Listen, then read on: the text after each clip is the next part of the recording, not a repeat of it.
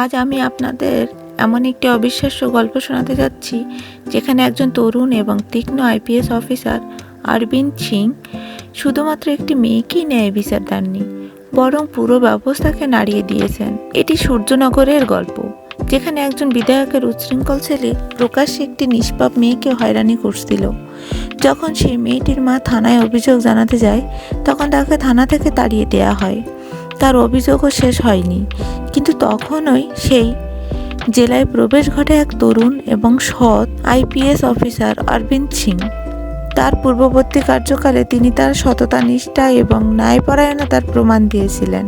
সূর্যনগরের মাটিতে পা দিয়েই তিনি অনুভব করেছিলেন যে এটি কেবল একটি নতুন জেলা নয়, একটি নতুন চ্যালেঞ্জ। এখানকার বাতাসে এমন কিছু ছিল যা পরিবর্তনের ডাক দিচ্ছিল, এমন একটি পরিবর্তন যার লাগাম এখন তার হাতে ছিল। একদিন তার অফিসে দুটি বিষণ্ণ চোখ এবং কাঁপানো ঠোঁট নিয়ে একজন বৃদ্ধ মা কমলা দেবী তার নিষ্পাপ মেয়ে পূজার সাথে পৌঁছালেন। তাদের মুখে গভীর হতাশা ছিল, কিন্তু চোখে আসার একটি ক্ষীণ আলো তখনও জ্বলছিল। কমলা দেবী কাঁপানো কণ্ঠে তার দুর্দশা শোনালেন। ম্যাডাম, বিধায়ক মহেন্দ্র প্রতাপ সিং এর ছেলে রোহিত সিং রোজ আমার মেয়ে পূজার পথ আটকায়। সে তাকে বিরক্ত করে অশ্লীল কথা বলে এবং আমাদের জীবন দুর্বিষহ করে তুলেছে। পূজা যে তার মায়ের পেছনে ভয় পেয়ে দাঁড়িয়েছিল, তার চোখের জল মুছতে মুছতে মাথা নিচু করে নিল। কমলা দেবী আরও বললেন, আমরা থানায় অভিযোগ করার চেষ্টা করেছিলাম, কিন্তু থানার ভারপ্রাপ্ত ইন্সপেক্টর সুরেশ যাদব আমাদের এফআইআর পর্যন্ত নথিভুক্ত করেননি। উল্টো বিধায়ক মহেন্দ্র প্রতাপ সিং নিজেই থানায় এসে আমাদের হুমকি দিয়েছিলেন। মনে হয় যেন বিধায়ক এবং তার ছেলে পুলিশকে তাদের সম্পত্তি মনে করে। ইন্সপেক্টর সুরেশ যাদব তো রোহিতকে থানার মালিক বানিয়ে দিয়েছেন। অরবিন্দ সিং ধৈর্য ধরে তাদের পুরো কথা শুনলেন। তার চোখে রাগ ছিল, কিন্তু মুখে দৃঢ়তা। তিনি সাথে সাথে কোনো প্রতিক্রিয়া দিলেন না, শুধু শান্তভাবে কমলা দেবী এবং পূজার দিকে তাকালেন। তিনি বুঝতে পারলেন যে এটি কেবল একটি ব্যক্তির হয়রানি ঘটনা নয়, বরং পুরো ব্যবস্থার উপর প্রভাবশালী দুর্নীতি এবং প্রতিপত্তির খেলা। তিনি কমলা দেবীকে আশ্বস্ত করলেন যে তারা ন্যায় বিচার পাবে এবং তাদের ফিরিয়ে দিলেন। অরবিন্দ তার মনে একটি পরিকল্পনা তৈরি করলেন। তিনি জানতেন যে সরাসরি পদক্ষেপ হয়তো কাজ করবে না। এই ঘটনায় ইন্সপেক্টর সুরেশ যাদবের যোগসা স্পষ্ট ছিল। তিনি কাউকে কিছু না জানিয়েই এই ঘটনার গভীরে যেতে চেয়েছিলেন। তিনি বুঝলেন যে যদি তিনি এসপি এর পোশাকে গিয়ে জিজ্ঞাসাবাদ করেন, তাহলে সব পুলিশকর্মী সতর্ক হয়ে যাবে এবং সত্য সামনে আসবে না। পরের দিন অরবিন্দ সিং একটি সাধারণ সালোয়ার কামিজ পরলেন, তার চুলে একটি সাধারণ খোপা করে বাঁধলেন এবং মুখে কোনো মেকআপ করলেন না। তিনি তার ব্যক্তিগত গাড়ি নিয়েই নিজেই ড্রাইভ করে কমলা দেবীর গ্রামে পৌঁছালেন। কমলা দেবী এবং পূজা, যারা তার প্রত্যাশার আগেই প্রস্তুত ছিলেন, তাদের দেখে তার মনে এক অদ্ভুত স্বস্তি এলো। তিনজন একসাথে সূর্যনগর থানার দিকে চললেন। থানায় ঢুকে অরবিন্দ সিং দেখলেন যে সেখানকার পরিবেশ অত্যন্ত বিশৃঙ্খল ছিল। কিছু পুলিশকর্মী ফোনে কথা বলছিলেন, কেউ কেউ তাদের চেয়ারে আরাম করে বসেছিলেন এবং একজন হেড কনস্টেবল জোরে জোরে হাসছিলেন। থানার ভারপ্রাপ্ত কর্মকর্তা ইন্সপেক্টর সুরেশ যাদব তার চেয়ারে বসে কারোর সাথে ফোনে কথা বলছিলেন। তার কণ্ঠস্বর এত জোরে ছিল যে বাইরে থেকেও শোনা যাচ্ছিল। অরবিন্দ কমলা দেবী এবং পূজার সাথে সরাসরি ইন্সপেক্টর সুরেশ যাদবের কেবিনে গেলেন। অরবিন্দ শান্ত কিন্তু দৃঢ় কণ্ঠে বললেন, আমার মায়ের এফআইআর কেন লেখা হয়নি? এখনই নথিভুক্ত করুন, না হলে উপর পর্যন্ত অভিযোগ যাবে। ইন্সপেক্টর সুরেশ যাদব ফোন রেখে তাদের দিকে তাকালেন। তার চোখে অহংকার এবং অবজ্ঞার ভাব ছিল। তিনি একজন মোটা ভুঁড়িওয়ালা ব্যক্তি ছিলেন, যার মুখে স্পষ্ট অহংকার দেখা যাচ্ছিল। তিনি চেয়ারের পেছনের দিকে তাকিয়ে হেলান দিয়ে অরবিন্দের উপর থেকে নিচ পর্যন্ত তাকিয়ে হাসতে শুরু করলেন। তুই কে রে আমাদের আইন শেখানোর? যা, নিজের কাজ কর। এখানে কোনো এফআইআর লেখা হবে না। অরবিন্দ দেখলেন যে সুরেশ যাদবের কণ্ঠে শুধু অহংকারই নয়, এক অদ্ভুত বেপরোয়া মনোভাবও ছিল, যেন তিনি কোনো নিয়মকানুন মানতে রাজি নন। তার কথা শুনে কমলা দেবী এবং পূজা ভয়ে পিছিয়ে গেলেন। আমি কোনো সাধারণ নাগরিক নই, অরবিন্দ জোর দিয়ে বললেন। কোন অধিকারে আপনি একজন ভুক্তভোগী মহিলার অভিযোগ নথিভুক্ত করতে অস্বীকার করছেন? ইন্সপেক্টর সুরেশ যাদব এটি শুনে রেগে গেলেন। তিনি চেয়ার ছেড়ে উঠে অরবিন্দের কাছে এলেন। তুই খুব কথা বলছিস, চল বাইরে বের হ এখান থেকে। এমন মেয়ে অনেক দেখেছি যারা থানায় এসে পুলিশকে হুমকি দেওয়ার চেষ্টা করে। এই কথা বলে তিনি অরবিন্দকে ধাক্কা দিয়ে বাইরে বের করার চেষ্টা করলেন। তার হাতের মুঠি বের সেই মুহূর্তে অরবিন্দ সিং তার পকেট থেকে তার পরিচয়পত্র বের করলেন। তার মুখ তখন লাল হয়ে গিয়েছিল, কিন্তু তার কণ্ঠে একটি ভয়ঙ্কর গর্জন ছিল যা পুরো থানায় প্রতিধ্বনি হলো। আমার নাম অরবিন্দ সিং, এই সূর্যনগর জেলার নতুন আইপিএস। এবার বলুন, এটাই কি জনগণকে ন্যায় বিচার দেওয়ার উপায়? এটাই কি একজন ভুক্তভোগী মহিলার সাথে আচরণ করার উপায়? আপনার লজ্জা হয় না? ইন্সপেক্টর সুরেশ যাদবের পায়ের নিচ থেকে মাটি সরে গেল। তার চোখ বিস্ফোরিত হয়ে গেল, মুখ ফ্যাকাশে হয়ে গেল এবং শরীর কাঁপতে লাগলো। তার সমস্ত অহংকার উবে গেল। তিনি কাঁপতে কাঁপতে হাঁটু গেড়ে বসলেন। যেই তিনি অরবিন্দ সিংয়ের অফিসিয়াল আইডি কার্ডে আইপিএস শব্দটি দেখলেন, তার কপালে ঘামের বিন্দু চিকচিক করছিল। থানার বাকি পুলিশ কর্মীরা যারা এতক্ষণ তাদের কাজে ব্যস্ত ছিল, এটি শুনে হতবাক হয়ে গেল। তারা সবাই নিজেদের জায়গা থেকে উঠে দাঁড়ালো এবং ভয়ে অরবিন্দ সিংয়ের দিকে তাকাতে লাগলো। তাদের মধ্যে অনেকে হাঁটু গেড়ে বসলো এবং তাদের ভুলের জন্য ক্ষমা চাইতে লাগলো। অরবিন্দ সিং এক মুহূর্তের জন্য তার চোখ দিয়ে পুরো থানাকে স্ক্যান করলেন। তার দৃষ্টি সেই সব পুলিশ কর্মীর উপর পড়ল যারা এখন ভীত দেখাচ্ছিল। এটি কেবল সুরেশ যাদবের ভুল নয়, তিনি বললেন, এটি আপনাদের সবার ভুল। আপনারা সবাই এই দুর্নীতির অংশ হয়ে গিয়েছিলেন। আপনারা সবাই আপনাদের পোশাকের সম্মান নষ্ট করেছেন। অরবিন্দ সিং তৎক্ষণাৎ তার মোবাইল থেকে ডিজি অফিসে ফোন করলেন। তার কণ্ঠে কোনো দ্বিধা ছিল না। আমি আইপিএস অরবিন্দ সিং বলছি, সূর্যনগর থানার ভারপ্রাপ্ত কর্মকর্তা ইন্সপেক্টর সুরেশ যাদব এবং এখানে উপস্থিত সমস্ত পুলিশ কর্মীকে তাৎক্ষণিক বরখাস্ত করা হোক। তাদের বিরুদ্ধে বিভাগীয় তদন্ত শুরু করা হোক। তার আদেশ স্পষ্ট এবং পরিষ্কার ছিল। সুরেশ যাদব এবং বাকি পুলিশ কর্মীদের সেখানে সবার সামনে বরখাস্ত করা হলো।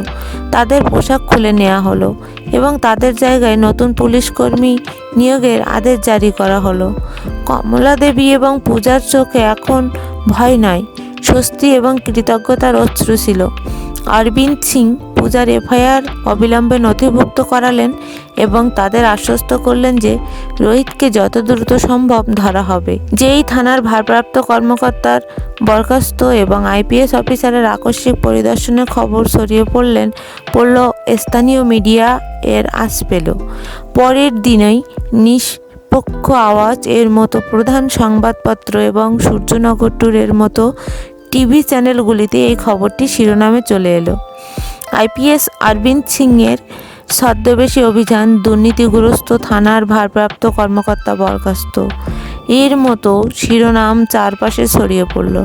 মিডিয়া কমলা দেবী এবং পূজার হয়রানির গল্পটিও গুরুত্ব সহকারে দেখালো, যার ফলে সাধারণ মানুষের মধ্যে ক্ষোভ ছড়িয়ে পড়ল।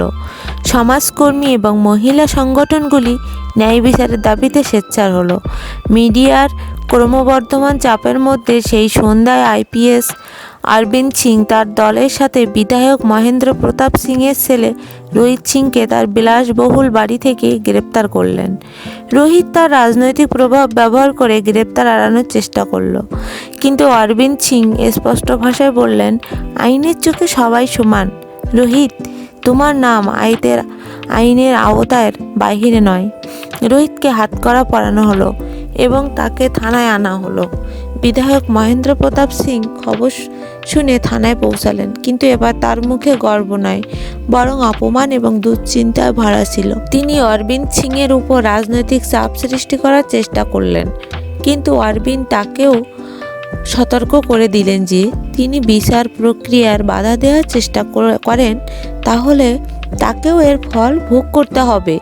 তার বিরুদ্ধেও আইনি ব্যবস্থা নেওয়া হবে। বিধায়ককে খালি হাতে ফিরতে হলো। রোহিতকে অবিলম্বে হেফাজতে নেওয়া হলো এবং তার বিরুদ্ধে হয়রানি, দুর্ব্যবহার এবং প্রাণনাশের হুমকির মামলা দায়ের করা হলো।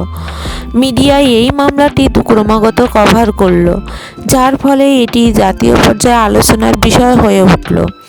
বিরোধীরা বিধায়ক মহেন্দ্র প্রতাপ সিংয়ের পদত্যাগের দাবি জানালো এবং সরকারের উপর নিরপেক্ষ তদন্তের চাপ বাড়তে লাগলো। মামলাটি জেলা ও দায়রা আদালতে গেল। বিধায়ক মহেন্দ্র প্রতাপ সিং রোহিতকে বাঁচানোর জন্য বড় বড় আইনজীবী দল দাঁড় করালেন। তিনি রোহিতকে নির্দোষ প্রমাণ করতে এবং পূজার চরিত্র নিয়ে প্রশ্ন তোলার সম্ভাব্য চেষ্টা করলেন। কোর্টরুমে উত্তেজনাপূর্ণ পরিবেশ ছিল। সবাই রায়ের জন্য অপেক্ষা করছিল। যদিও অরবিন্দ সিং একটি শক্তিশালী চার্জশিট তৈরি করেছিলেন, যাতে রোহিতের বিরুদ্ধে যথেষ্ট প্রমাণ ছিল, তিনি কমলা দেবী এবং পূজার জবানবন্দি নথিভুক্ত করালেন। গ্রামের কিছু প্রত্যক্ষদর্শী সাক্ষীও হাজির করা হলো, যা রোহিতের কার্যকলাপ দেখেছিল। এছাড়া পূজা গোপনে তার মোবাইলে রোহিতের দুর্ব্যবহারের কিছু অডিও রেকর্ডিং করে রেখেছিল, যা একটি গুরুত্বপূর্ণ প্রমাণ হিসেবে পেশ করা হলো। কয়েক সপ্তাহ ধরে চলা শুনানির সময় প্রসিকিউশন পক্ষ দৃঢ়তার সাথে তাদের পক্ষ উপস্থাপন করল। পূজা আদালতে তার দুর্ভোগের কথা শোনালেন, যা শুনে বিচারক এবং আদালতে উপস্থিত সবাই আবেগপ্রবণ হয়ে পড়লেন। তার কণ্ঠে ব্যথা ছিল, কিন্তু এখন ভয়ের পরিবর্তে আত্মবিশ্বাস এবং ন্যায় বিচারের আশা ছিল। অরবিন্দ সিং নিজেই সাক্ষ্য দিলেন এবং পুলিশ বিভাগে ছড়িয়ে থাকা দুর্নীতি এবং প্রভাবশালী ব্যক্তিদের চাপের পর্দাফাশ করলেন। তিনি এও বলেন যে কীভাবে ব্যবস্থার কিছু লোক তাদের পদের অপব্যবহার করে সাধারণ মানুষের জীবন দুর্বিষহ করে তোলে। অবশেষে বেশ কয়েকটি শুনানি এবং জোরদার বিতর্কের পর আদালত রোহিতকে দোষী সাব্যস্ত করল। বিচারক তার রায়ে স্পষ্ট ভাষায় বললেন যে আইন সবার জন্য সমান এবং কেউ তার ক্ষমতা বা অর্থের জোরে আইনের ঊর্ধ্বে নয়। রোহিতকে কয়েক বছর কঠোর কারাদণ্ড এবং একটি বড় অঙ্কের জরিমানা করা হলো, যার একটি অংশ পূজাকে ক্ষতিপূরণ হিসেবে দেয়া হবে। এই রায় শুধু সূর্যনগরের নয়, পুরো দেশের জন্য একটি দৃষ্টান্ত হয়ে গেল। এটি একটি বার্তা যে ন্যায় বিচার সবসময় জয়ী হয়। আদালতে রায় আসার পর কমলা দেবী এবং পূজা অরবিন্দ সিংকে ধন্যবাদ জানালেন। তাদের চোখে এখন আনন্দের অশ্রু ছিল। তারা অরবিন্দের পায়ে পড়তে চেয়েছিলেন, কিন্তু অরবিন্দ তাদের স্নেহের সাথে থামিয়ে দিলেন। এটি তাদের জন্য কেবল একটি আইনি জয় ছিল না, বরং একটি নতুন জীবনের শুরু ছিল, সম্মান এবং ভয় ছাড়া বাঁচার স্বাধীনতা। পূজা তার পড়ালেখা চালিয়ে যাওয়ার সিদ্ধান্ত নিল এবং তার মুখে একটি আত্মবিশ্বাসী হাসি ছিল। অরবিন্দ সিং কেবল একটি মেয়েকেই ন্যায় বিচার দেননি, বরং পুলিশ বিভাগে একটি বড় পরিবর্তনও এনেছিলেন। থানার ভারপ্রাপ্ত কর্মকর্তা সুরেশ যাদব এবং অন্যান্য বরখাস্তকৃত পুলিশ কর্মীদের বিরুদ্ধে বিভাগীয় তদন্ত চলতে থাকলো এবং তাদের ভুলের জন্য তাদের শাস্তি দেওয়া হলো। তাদের জায়গায় সৎ এবং কর্তব্যপরায়ণ কর্মকর্তাদের নিয়োগ করা হলো, যার ফলে সূর্যনগর থানার কার্যপ্রণালীতে স্বচ্ছতা এলো। এই ঘটনাটি সূর্যনগরে একটি নতুন সকালের সূচনা করল। লোকেরা অনুভব করল যে এখন কেউ যত প্রভাবশালী হোক না কেন আইনের ঊর্ধ্বে নয়। আইপিএস অরবিন্দ সিং তার সততা এবং দৃঢ়তা দিয়ে প্রমাণ দিলেন যে একজন সত্যিকারের কর্মকর্তা তার কর্তব্যের প্রতি কতটা প্রতিশ্রুতিবদ্ধ হতে পারে। তার গল্প আগামী প্রজন্মের জন্য একটি অনুপ্রেরণা হয়ে গেল, যা দেখিয়ে দিল যে ন্যায় বিচার কখনো দেরিতে আসে, কিন্তু শেষ পর্যন্ত অবশ্যই আসে। অরবিন্দ সিংয়ের নাম সূর্যনগরের ইতিহাসে ন্যায়, সাহস এবং অখণ্ডতার প্রতিশব্দ হিসেবে নথিভুক্ত হয়ে গেল। তার এই একটি পদক্ষেপ কেবল একটি অপরাধমূলক মামলার সমাধান ছিল না, বরং সমাজে বিদ্যমান অবিচার এবং দুর্নীতির উপর একটি মারাত্মক আঘাত ছিল। তার দূরদর্শিতা এবং দৃঢ় সংকল্প প্রমাণ করে দিল যে যদি সঠিক উদ্দেশ্য থাকে, তাহলে একজন ব্যক্তিও পুরো ব্যবস্থা পরিবর্তন করার ক্ষমতা রাখে। সূর্যনগর এখন একটি আরও নিরাপদ, এবং ন্যায়পূর্ণ স্থান হয়ে গিয়েছিল, যেখানে প্রতিটি নাগরিক জানতো যে তাদের কথা শোনা হবে এবং তারা ন্যায় বিচার পাবে। এটি এমন একটি জয় ছিল যার প্রতিধ্বনি শতাব্দী ধরে শোনা যাবে। তো বন্ধুরা, এই গল্পটি আপনাদের কেমন লাগলো? যদি ভালো লেগে থাকে তাহলে অনুগ্রহ করে আমাদের চ্যানেলটি সাবস্ক্রাইব করুন এবং ভিডিওটিতে একটি লাইক করুন।